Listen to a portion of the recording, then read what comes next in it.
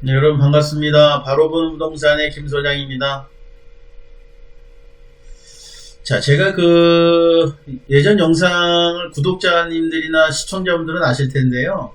이 분당 신도시가 아니라 이제 늙은 도시가 되겠습니다만, 우리 노후계획도시특별법 1기 신도시, 오래된 도시 있잖아요. 이렇게 뭐 분당, 일산, 평촌 이런 도시들이 30년 전에 법망에서 만들어진 30년이 넘었습니다.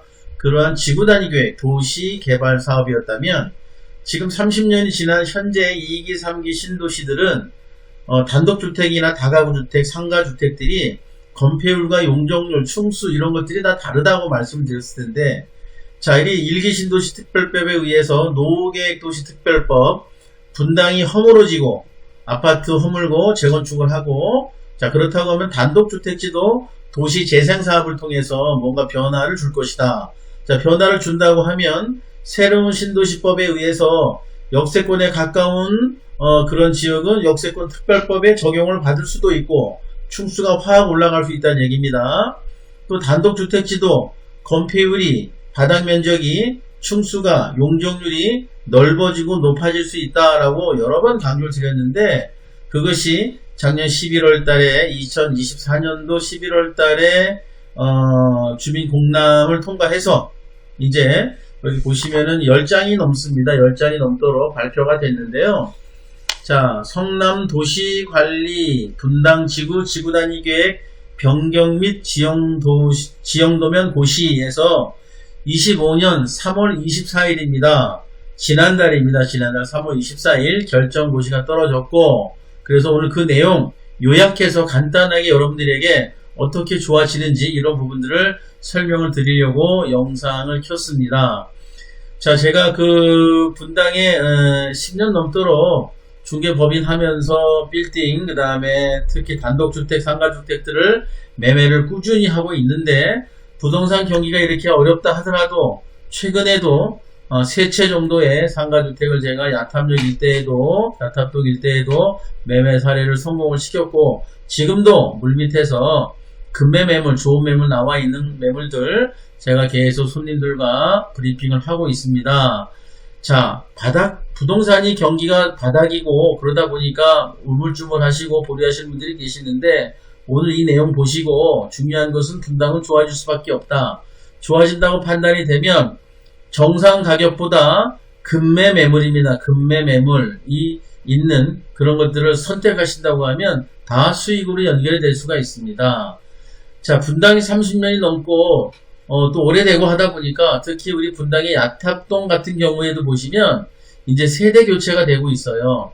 10년 전만 하더라도 어르신들이 20년, 30년 소유하면서 연세가 70대, 80대가 될 때까지는 괜찮았는데, 이제 30년이 넘어가면서 소유권 보존했던 1세대 어르신들이 이제 8순, 9순이 넘어가면서 자꾸 하시기도 하고, 또 살아생전 증여나 이렇게 또는 돌아가시면 상속 이런 일들이 최근에 많이 이렇게 사례로 나오다 보니까, 자, 자녀분들이 한 명이 아니라 2명, 3명, 4명, 자녀분들이 또 이렇게 의견이 맞지 않는 경우가 많다 보니까요. 또 오래된 노후주택이다 보니까 관리에 대한 허술함, 그 다음에 그런 단점 이런 것들로 인해서 결국은 매매를 해버리는 사례가 많이 늘었다. 그 틈을 타서 제가 자녀들과 협의하고 또 연세 있으신 어르신들과 협의해서 빨리 매매할 수 있는 방법 급매로 정리하자. 이래서 급매 매물들이 나오고 있는 그런 형편입니다. 광고하지 않는 급매 매물이 있으니까 여러분들 연락 주시면 좋겠고, 자, 이제 세세하게 한번 들어가 보겠습니다. 자, 오늘 내용 10페이지가 넘는데요. 요 뒤에 있는 표로 딱 정리를 해 드리겠습니다. 분명히 좋아지는 건 확실하고요. 자, 첫 번째는 이 단독주택지, 일명 다가구주택, 상가주택 이렇게 얘기하는데요. 하필이 허용이 됐다. 지금 평균적으로 서현역이든 정자역이든 야탐역이든 단독주택들이 있어요. 평균 그냥 70평 보시면 됩니다. 저 산 밑에 있는 분당동, 순회동 이런 데서는 50 몇 평대도 있지만, 우리 역세권 걸어서 역을 갈 수 있는 역세권에서는 평균 70평 이렇게 보시면 됩니다. 그래서 나 혼자 주택은 평균 대지 70평. 그런데 하필을 허용했다 그러면 70평 그 다음에 옆에 필지 70평 그럼 140평이 되겠죠. 그래서 합쳐서 부수고 새로 짓게 된다고 하면 건폐율과 용적률 이런 부분들을 높여주겠다. 이러한 게 허용이 됐다 이렇게 보시면 되겠고요. 자, 요거 중요합니다. 공동개발을 허용한다. 자, 공동개발이라고 하면 제가 서울에서도 이런 가로주택 정비사업 이런 걸 보시면 이런 70평 대지 10필지, 20필지, 30필지 크게 한 블록을 뭉쳐서 공동개발을 하게 되면 어떻게 되겠느냐, 저층 아파트로 우리가 할 수도 있겠다. 그러면 단독주택이 아니라 다가구주택이 아니라 저층 아파트로도 우리가 재개발, 재건축으로 할 수 있다 이렇게 보시면 될 것 같습니다. 여긴 아파트가 아니니까 재개발이 되겠죠. 자, 3번으로 나오네요. 자, 공동주택 중에서 다세대 주택으로도 허용을 하겠다라고 발표가 됐습니다. 조금 더 세부적인 부분이 부연 설명이 되고 또 연락 주시는 분들께 설명을 드리겠습니다만, 이 단독주택을 부수고 새로 짓거나 하게 되면 단독주택이 아닌 101호, 102호가 소유주가 다른 다세대 주택으로도 전환이 가능하다. 그러면 분양을 할 수 있겠죠. 자, 이런 것들이 다 이점이 될 수 있겠습니다. 건폐율이 우리 분당 30년 전의 법이 건폐율이 50% 이하, 그럼 70평 땅에서 35평만 바닥 면적으로 건물을 짓게 됐는데요. 자, 그것이 60%로 늘어났고, 그 다음에 가구 수도 5가구에서 6가구로 늘어났고, 용적률 150%, 그러니까 1층, 2층, 3층뿐이 못 짓는 건데 기준 용적률을 최소 160에서 200% 이하, 그래서 4층까지 가능해 보인다 이렇게 보시면 되겠고요. 그래서 지금 3층 이하였던 것이 4층으로 늘어났다 이렇게 보시면 될 것 같습니다. 그 다음에 또 상가주택, 자, 근생이 50%를 넘지 않는 선에서 현재 분당은 40% 미만이었습니다. 40% 미만이었죠. 그래서 지하층의 일부 1층 정도가 근생, 상가로 넣을 수가 있었고요. 2, 3층은 다 주택으로 넣을 수밖에 없었다. 가구수도 제한이 있었다. 층수도 제한이 있었다. 그 다음에 바닥 면적도 제한이 있었다.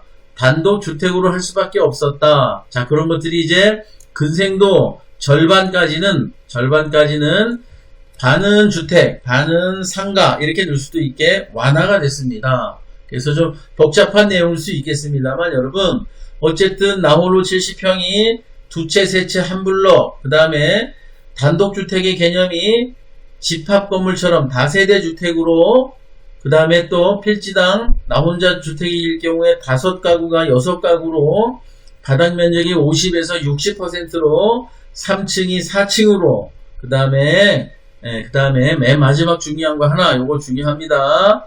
자, 지하층은 70평 땅의 건축 면적 이내에서만 지하층을 팔 수가 있었어요. 그러면 70평 땅에 35평. 자, 그런데 이제는 지하층을 파게 되면 건축 면적 이내, 그러니까 쉽게 얘기하면 70평 땅의 전체, 내 대지 면적 전체를 지하층을 팔 수가 있습니다. 지하를 파서 비용이 좀 들긴 합니다만 주차장을 넣는다든지, 70평 땅 혼자에서 지하를 파서 주차장을 만드는 것이 만만치 않다. 그럼 두 집을 합쳐서 합의를 해서 140평 땅, 세 집을 합쳐서 3721, 210평 땅 전체를 파게 되면 그때는 지하 주차장 개발에 훨씬 용이해 줄 수가 있겠죠.